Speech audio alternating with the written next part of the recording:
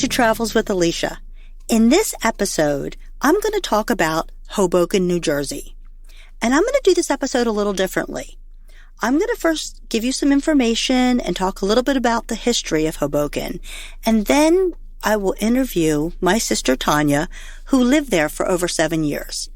She'll be able to give you some kind of insider view of what it's like living there and tips about her favorite places. So, let's jump into it. Hoboken, New Jersey is located right across the Hudson River from Midtown Manhattan. It is super convenient to New York City. There's 3 ways to get to New York. You can take the ferry, which is at 14th Street, and it takes you right into Midtown Manhattan at 39th Street. It's about $9 each way, and it is definitely, at least from my perspective, the preferred way to get into New York City. You can also take the PATH train or buses. So the most important thing is Hoboken is its own destination with lots of wonderful things to do, but it's also super convenient to New York City. Some of the best places to stay, I can recommend the W in Hoboken. It's gorgeous. It's right on the Hudson River, and you have beautiful views of Manhattan. They have bikes available, so you can ride. They have bike paths everywhere, and it's a really great place to stay. I recommend it. Pretty pricey, but I do recommend it. I've noticed they've actually have a new place called the Dharma Home Suites, and they have 2 locations for that. These are actually like apartments that you can rent. So if you are staying longer term or you have large families, they come in 1 and 2 bedroom with kitchens and stuff. I have not stayed there, but they do look pretty nice. And then another place I'll mention, it's a little bit north of Hoboken. It's the Sheraton Lincoln Harbor, and that's right on the water as well. So there's not a lot of hotels, but you have enough choices that I think you could find something. So Hoboken's pretty small. It's actually only 1 square mile. And the preferred places to stay are obviously on the Hudson River. The vibe that you get from Hoboken is definitely young. 40% of the people are between 20 and 34. So this land was owned by John Stevens, and this was in the late 1700s. He was high up in the military and an inventor, and he became very frustrated because there was so many snapping turtles coming out of the Hudson River, and they were basically eating his chickens.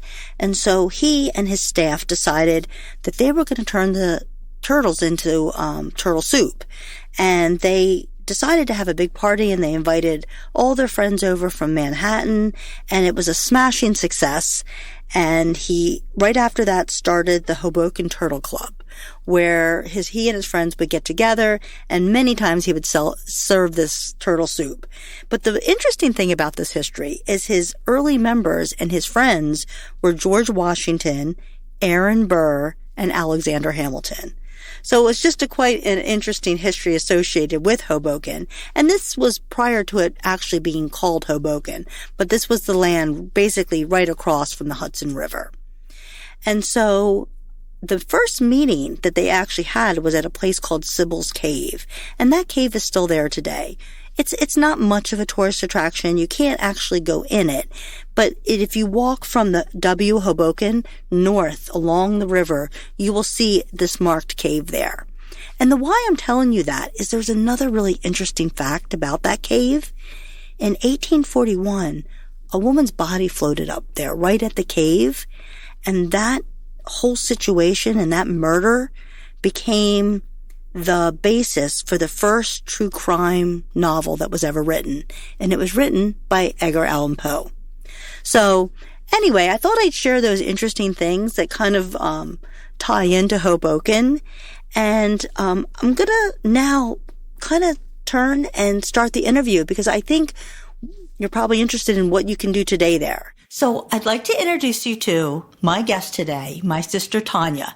She lived in Hoboken for over 7 years. So this is really great because she's going to be able to tell you more about Hoboken and more like what is there to do there today. And why would you, not even because it's close to New York, but why would you you may even want to just go to stay in Hoboken to enjoy what's there. So let me first ask her the question is, tell me what Hoboken's like. What's the vibe? You know, I've heard there's like a lot of famous people that live there. What can you tell me about it?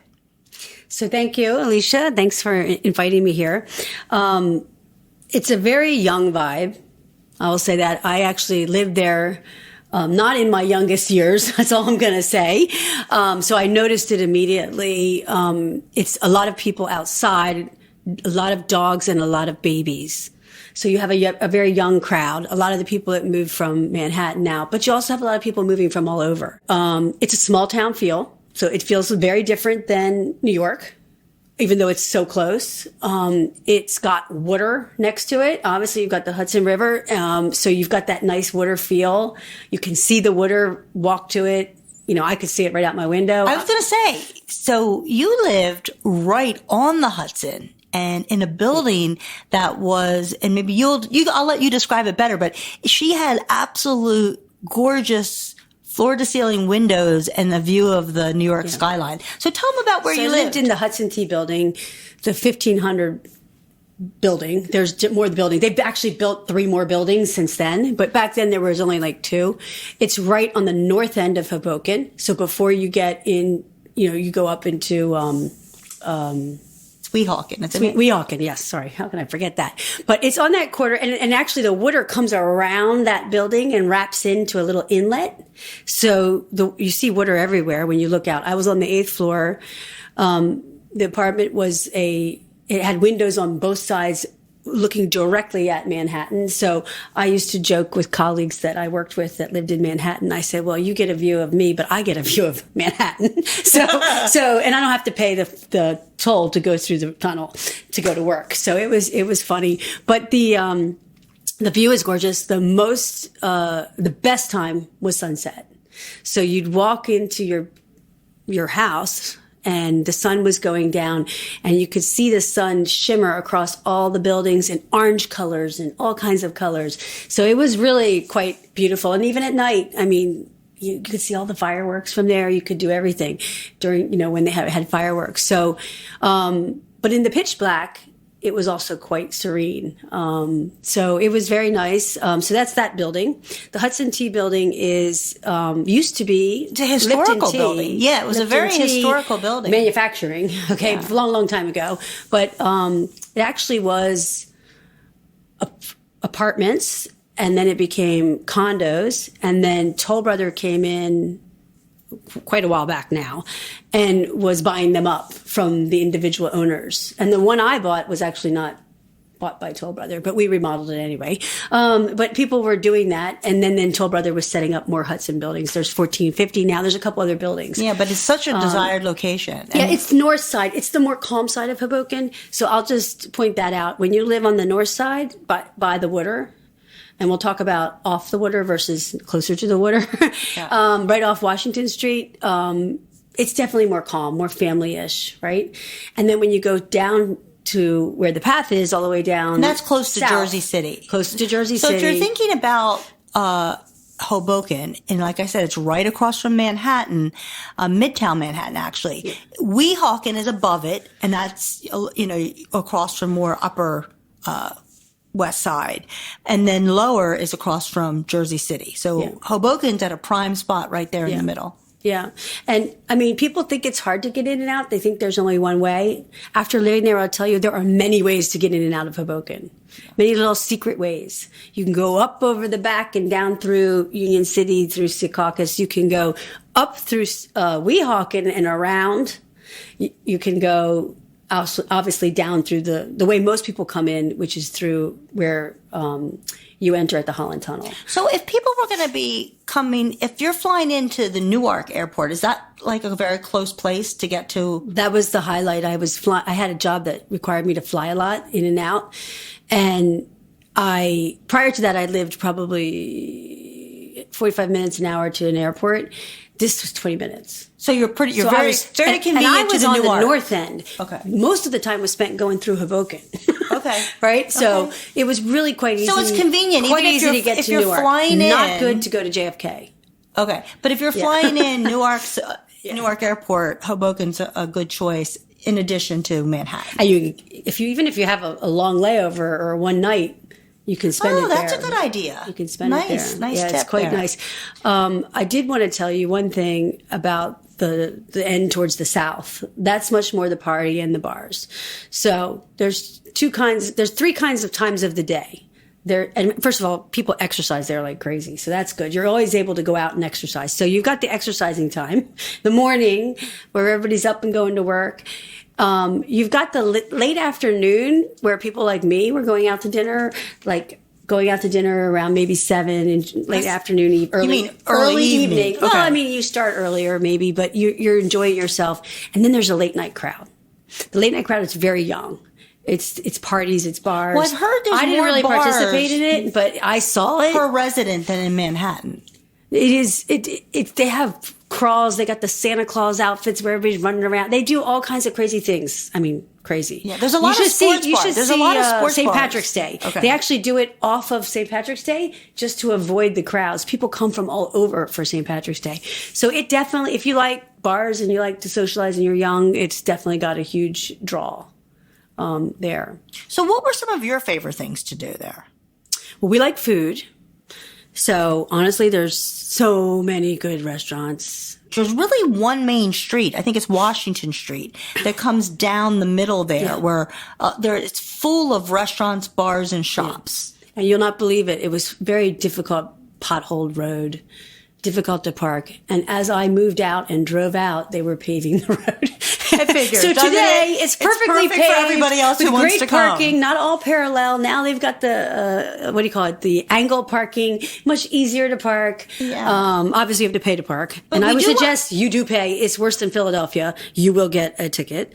But I would love you to share some of your favorite places because I can remember when I was there with Athena, as you guys know, my daughter, and Tanya, we would go up and down this road and there was just so many, like she said, it was many blocks long and it was full of restaurants, bars, and shopping. And So I thought I'd take you on a walk Okay. of food. okay, do a walk Down of food. Washington Thank you. Street. We can't do it in one day because we wouldn't be able to eat that much, but just kind of starting out where I lived. And at share the some top, of your favorite places so that people can remember these. there's a famous steakhouse called Dino and Harry's. It's actually, it's not on Washington Street. It's like one street in. Okay. But it's right there around 14th. And it has music, like a piano player. Oh, nice. And a nice classy bar. And then obviously the traditional nice steakhouse if you want to stay for that. But you can even just join the happy hour and that. So Dina and Harry's has been there a very long time. Okay. For like a month in Good. summer to go enjoy themselves. I think it's August, but I'm not sure. Then one of my favorites, and you've been there many times, is the Madison Bar and Grill. Oh my gosh. Tell them about that. I love that. We did New Year's Eve dinner there when Yes, we did. We visited Tanya. And then we ran back to their apartment to watch the fireworks from their view. So the Madison is highly recommended. Yeah. So the Madison is a traditional American bar, right? It has a bar that you can sit up on. It's got great cocktails. It's got two sections of the restaurant. It's got one that's a little nicer, and then it's got one with like bistro tables in front of the bar. It's not big. So, but what's interesting is, and the food is great. Burgers. I mean, just really good food all around. And I know in the fancy restaurant side, we had some great meals as well. We used to go there all the time for a quick drink and a little bite. It was a block away. It was just so that's easy. That's true. It's so down easy. closer to the water, right near her condo, the T building. It's Washington and 14th. It's right Okay. there. And Okay. one thing to know, though, about 10:30, they take all those bistro tables and all those young people start coming in, and it turns into a bar with dancing. Oh, that's pretty I cool, never though. stayed that late, but I did one time, was trying to finish my meal while they were like pulling the tables out. I'm like, what's going on? And it is a really nice Changing place. the DJ so that's kind of to a interesting. DJ. That's Yeah, kind it of was- interesting because it is an was upscale nice. place, but it just goes to show you how it is for everybody. It transformed. So let's walk a little further up. We'll talk about food. I have a couple shopping places to tell you, but Stingray Lounge was added when I was there. Hasn't been like Madison's been there for a long time. Dino and Harry's has been there, but Stingray Lounge was added. It's a seafood restaurant. They don't, honestly, I was surprised. They don't have so many seafood restaurants, maybe one or two seafood restaurants. They have a very diverse, I would say, palette of different types of restaurants, but seafood wasn't one of them. So this one was really good. It's high end. It's much more for cocktails and just, oysters and, raw bar. And I mean, obviously you can get cooked shrimp and stuff like that, but it's not really for big dinners. Mm-hmm. I'm sure they have them, but that's not how people use it. It doesn't have a lot of space. So people are kind of all squished in together. I was not there in COVID, so I don't know how it worked, but they probably had takeout, but they survived. And they're still there, and I highly recommend it if you're interested in like a raw bar, feel. Another one of my favorites, and this is an important area. It's, 11th in Washington. It's like Elysian Square. It's Elysian. And that square is known potentially, I mean, this is what they say, that it's one of the first places of a first baseball game was ever played. Oh, I did hear that. Yeah. That is true. So Hoboken is known to be where the first baseball game was ever played. The first organized baseball game, giving Hoboken a strong claim to the birthplace of baseball. And there's a whole sign there, and they have a little home plate. It's a big square. Okay, and now are you saying there's restaurants? So there's it's been there, Elysian Cafe. I actually think I took you there, but you probably don't remember. It says it's American cuisine, but I actually think it's more of like a little French bistro. Inside, it has... Oh, I think I do remember now that you're mentioning it. That little, I don't know, checkered type feel of a floor. Right. Very high. It's in a building that's old. A lot of these buildings are old. So it has very high ceilings, and it has texture and I would say woods craft into the ceiling. And so it gives you that feel of a French bistro. And the food is really like that as well. Great drinks there. My friend Susan drank Manhattans from there and just loves it. It's like her favorite drink. Now you're making me want to go back. I actually like we the might Cosmo, have to do a day trip. But it's really good. And they have great breakfast. Breakfast is a big thing. Brunch is a big thing in Hoboken. Well, thank you for sharing. Keep going, because I think this will be very helpful. So I'm trying to pick the best places. I'm skipping the ones that aren't my favorite. Well, I know I want you to mention the one that her son, who's my godson, Sean, there was a place that he loved, the falafel. Oh, Mamoon's. I wouldn't have. So actually, I knew you have to it's funny because I probably wouldn't have brought it up. So I'm bringing it up because I just remember how much he loved it. And I am not a huge fan of that, but I really liked it. I think that's closer to 4th Street in Washington. It's yeah. Actually, there's one in Philly. Yeah. They have them in different places now. Okay. But the one in... It's called Mamoon. It's called Mamoon's. Yeah, they're very famous for falafel. So if that's something sandwiches. you like... They also have a great mint lemonade. Oh, nice. That's the part I liked. Okay, the mint lemonade. Okay. But they have a lot of diverse and ethnic shawarma. Food. Yeah. They have shawarma, not just falafel. They're very favorite. Actually, they love the shawarma, my husband and my son. Yeah. So there you go. There's a lot of spice. A big diversity of things. You can buy just the Mamoon spice that you put on it. So getting about another diversity while we're down there, I'll tell you about another restaurant called La Isla. It's Cuban. It's right on Washington Street, right around the same area. You go in, you can feel like you're entering someone's home almost. You go in and there's some tables, but then there's this counter. It's not a bar. It's like a counter, a lunch counter. It's not, I don't think there's any alcohol there. You got to bring your own. And I mean, the Cuban food, the sandwiches, the everything, the soup, they have some amazing soup. Wow. I don't know what the names of all the Cuban food is, but what's the name of the restaurant again? La Isla Restaurant. Okay. And it's been there forever. It's not fancy. Don't dress up.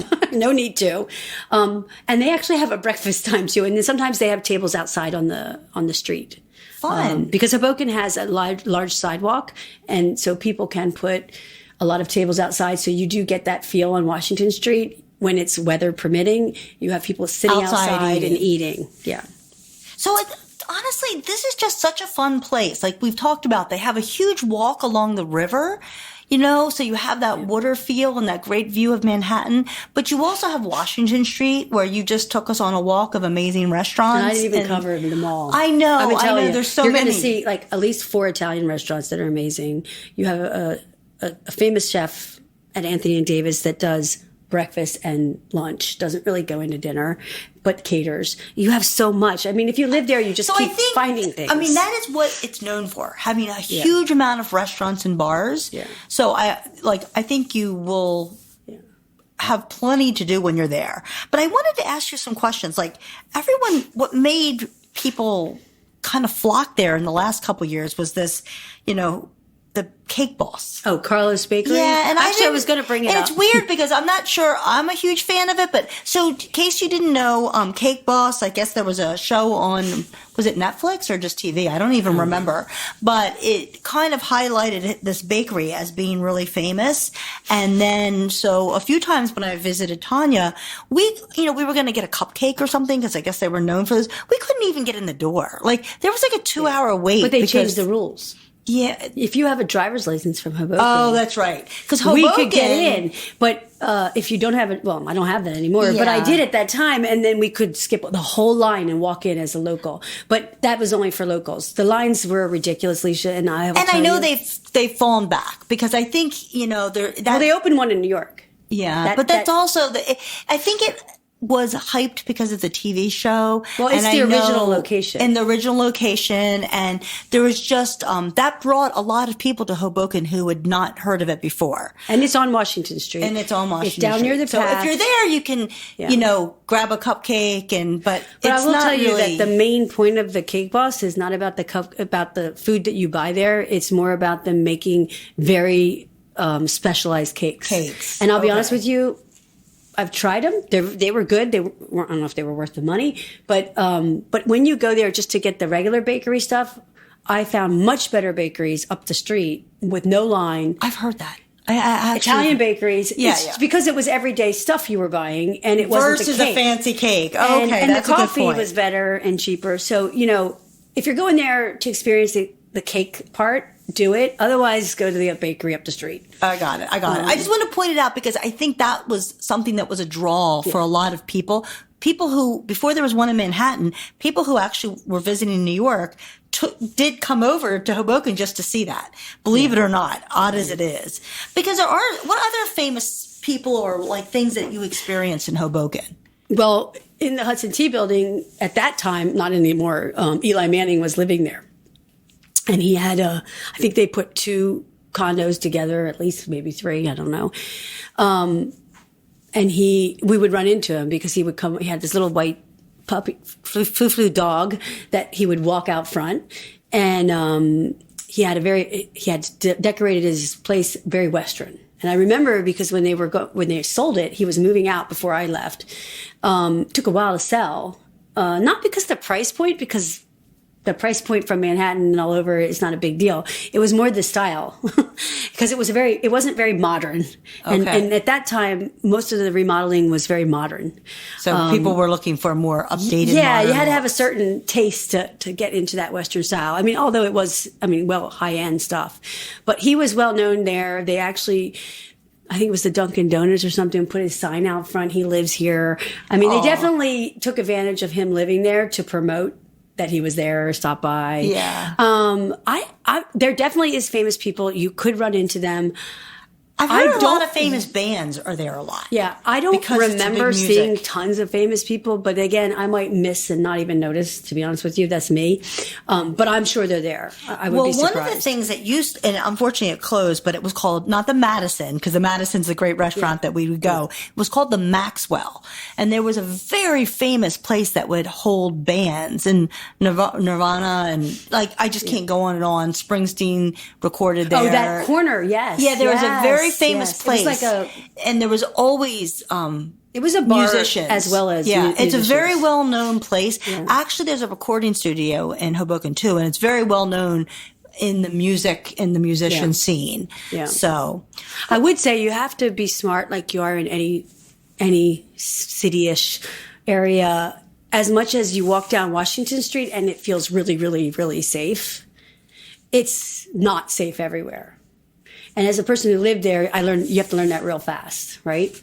Because in the time I lived there were many, many homicides, right? So, wow. You don't realize it. It's not dangerous, but you have to be smart, just like anywhere. Any don't city. Think that I'm not in New York City, so I don't have to pay attention, but actually you do have to pay attention. It's everywhere. And, there are definitely some areas of Hoboken that are, definitely more dangerous, but they're not the ones that are from Washington Street to the water. Right. So if you're a visitor, you should probably stay in that area if you don't know. I don't think there's much choice. There's not a lot of hotels. There's the W, and then there's a Newton. If you're staying in Dharma hotels Suites, and not there's Airbnbs, not a lot, because you got to watch out for Airbnbs, just to make sure you know where they are, right? Yeah, but that's a good point. But the hotels are the Hoboken's W. only a 1 mile square radius, so it's pretty small. Yeah, the W is very nice, expensive, has a great spa. I stayed there at Thanksgiving and once. then if you go where I was, you just walk around that little inlet. You're basically in Weehawken, but there is a Marriott right there. A Sheraton, actually, sorry. It's owned by Marriott, but it's a Sheraton. Lincoln Harbor. And there is, we didn't talk about transportation. The ferry, which is at Lincoln Harbor and at 14th Street. So you got two ferries that you can catch up there really easy. And they go to multiple different places in New York. Okay. Some of them only go to Midtown. The Hoboken 14th Street just goes to Midtown and back and forth. That's the one I was on which you say is about $9 Yeah, one way. it is. I checked that and one. you can buy booklets and whatever. Yeah. I used it a lot because it was real close and really easy to get to Midtown. You also have the Path, which is much cheaper. But for me, I had to walk all the way down to the other end, about a mile, to get it. But, if you want to go downtown and you're down there, it's very easy and much more affordable. It takes you can easily get to, where all the action is down there, Financial District, where the Twin Towers were and all that memorial area. You can get there very easily using the Path. You can just come out and walk. You're right there. There is also, if you go into Weehawken, there's other ferries that you can walk to actually, but they're up there that take you to many other places around New York, around the other side also. So depends on the size of the boat. But they all have different prices. I wouldn't say they're all the same price, but the one that I used the most was the 14th Street. Quite affordable to get across. Right. But you have to pay both ways. That's just, listening to you and doing some of the research that I did, to get into Manhattan, it's just very convenient. Yeah. It's super easy. Many options. That's the other thing I want to say. Many options. You could park on the Hoboken side instead of paying for the New York parking. So there's public parking. I mean, you have to pay, but there's public parking. That's a good tip. So I was going to ask you for some good tips. And I think you just gave us one, which is if you're coming in and you're closer to Hoboken on your drive in, for those of you who drive in like some of us, you could park in Hoboken and just take the ferry over. Yeah. And that would save you money. But it's also fun. For those of us that don't do that on a daily basis, it's very fun. It's was less than 15 minutes and it was very enjoyable. And if you really want to save money, you park on the north side of Hoboken in one of those parking. They're buildings. They're not lots. Okay. Yeah. There's no lots. and you park there and there's actually just a bus. And that's the cheapest way to go. But that's a good tip. The bus stop takes you, because you're on the north side, there's no stops. So is that in Weehawken? Would that be considered Weehawken? No, you're in Hoboken. It's in Hoboken. 14th Street bus stop. There's parking there, is what you're saying. There's parking nearby. You walk to the bus stop. You jump on the bus. Back then it was $2 and something. I don't know what it is now. You only had 2 stops before you would end up at the bus station in Manhattan. So it wasn't like you had to stop at all these stops. You got there very fast, and the buses go through the tunnel. They don't. I do remember they don't sit in traffic. I do remember the bus was amazingly. But you need to want to go. You need to want to go uptown, because otherwise you get out at the bus station and you have to walk. So in ending this, can you share maybe something that you really loved about Hoboken, and maybe not a restaurant, but what attracted you to being there? What kind of experiences can people expect? Do you have any, whether it's a tip or a secret gem that so kind of speaks there's to a you? lot of little boutiques. Yeah. I'm a person who likes to walk. So I'm a walker. So I can't sit home all day. So I can go out, walk, just see different stores and stuff like that. Very walkable. Very walkable. There's stores everywhere. I could walk down by the water, but then I could come back up and see the stores. I could reverse that walk. It was the safe area to walk, and I had lots to see. And there was always something going on in the water. I mean, there was either boats or there was always something to watch. So one place I love was called Luna Rosa Home. It's closer to where I am, but it's on Washington, where I lived, closer on Washington Street. Sorry. It's just a little place. They had little things for your home, but they were really nice. They knew you when you walked in. I mean, it was just really nice. And you could tell that the owner, who I don't remember her name now, but she thought very seriously about everything she put in there. There was a story about everything. Interesting. And I don't know if you remember Mom's Little Birds. Stores. I used to get them from there. Oh, those I little do beaded remember. birds that she liked. So there was like, if you like things like that. But then if you like, was it like a gift shop, or it was like a home shop. Okay, that had things for your home. It was accessories. Can you say the name of it again for us? Luna Rosa Home. And the other thing, the boutiques are more for the young. I'll be honest with you. It was hard for me to buy clothes there, just to fit into them. I could buy tons of accessories. I remember that. You taking Athena shopping. But your daughter, it would be easy for me. I could buy her like 10 million things. Yeah, and I remember. You did too. You did too. You did buy her 10 million things. It wasn't expensive. Yeah. So it is a good place for the younger crowd. Again, everyone talks about what can you do and where can you go shopping. For the younger crowd, it's a great place. Yeah. So I agree. I think the only thing I didn't tell you about that I really wanted to tell you about, the brownstones. Oh. And Halloween. That's what I want to tell you about. If you ever want to have an exciting experience at Halloween, walk up we're at 14th and Bloomsfield, which is the street after Washington. There's all the brownstones. These people, they go crazy at Halloween. They decorate. They're out just like they block the street. They're serving snacks. It's not just candy for kids. People are walking around. Obviously, I'm sure they're drinking. I'm sure they're doing whatever. and smoke. And there's a lot of gore. People are acting like they're dead. I mean, it's nuts.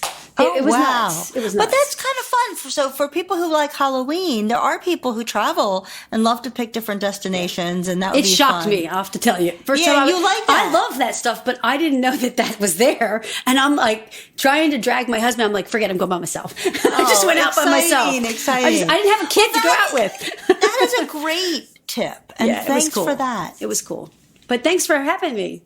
I hope that you enjoyed this, because I think that Tanya was able to give you a lot more insight and color to Hoboken than I ever could. So thank you for joining us today. Stay tuned for more Travels with Alicia.